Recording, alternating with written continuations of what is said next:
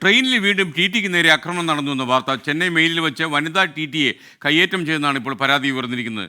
General ടിക്കറ്റുമായി reservation കമ്പാർട്ട്മെന്റിൽ യാത്ര ചെയ്ത യാത്രക്കാരനോട് ticket ചോദിച്ചതാണ് പ്രകോപനത്തിനിടയാക്കിയത്. പ്രതി മധുസൂദനൻ നായർ ഇപ്പോൾ അറസ്റ്റിലാണ്. വടകര കഴിഞ്ഞപ്പോൾ ഒരു ആള് S4 കോച്ചിലുണ്ടായിരുന്നു. ആളുടെ ട്രാവലിംഗ് അതോറിറ്റി ചോദിച്ചൊരാൾ കാണിച്ചില്ല.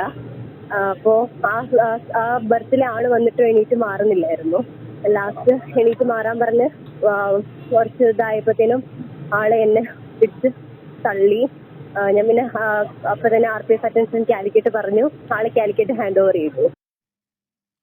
അഭിജിത്ത് മുഴക്കുന്ന് കോഴിക്കോട് നിന്ന് വിശദാംശങ്ങൾ നൽകും. അഭിജിത്ത്, പറയൂ വിശദാംശങ്ങൾ. SKN good morning. ഈ പ്രതിയുടെ ദൃശ്യങ്ങളാണ് നമ്മളിപ്പോൾ ലൈവായി കണ്ടുകൊണ്ടിരിക്കുന്നത്. പ്രതിയുള്ളത് കോഴിക്കോട് റെയിൽവേ പോലീസ് സ്റ്റേഷനിലാണ്.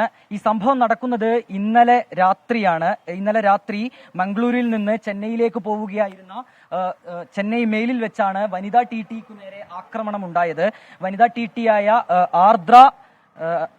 ആർദ്ര അനിൽകുമാറിന് നേരെയാണ് ഇയാൾ ഇത്തരത്തിൽ കയ്യേറ്റ ശ്രമം നടത്തിയത്. നമ്മൾ നേരത്തെ സൂചിപ്പിച്ചതുപോലെ തന്നെ TTക്ക് നേരെയുള്ള ആക്രമണങ്ങൾ തുടർക്കഥയാകുന്ന ഒരു പശ്ചാത്തലമുണ്ട്.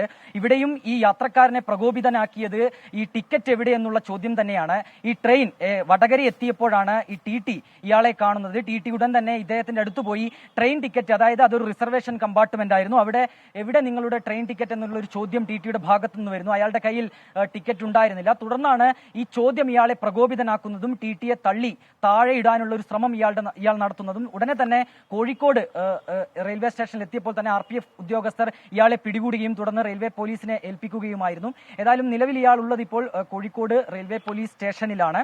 ഇയാളുടെ അറസ്റ്റ് നിലവിൽ രേഖപ്പെടുത്തിയിട്ടുണ്ട്. അല്പസമയത്തിനകം തന്നെ ഇദ്ദേഹത്തെ കോടതിയിൽ ഹാജരാക്കുകയും ചെയ്യും. SKN.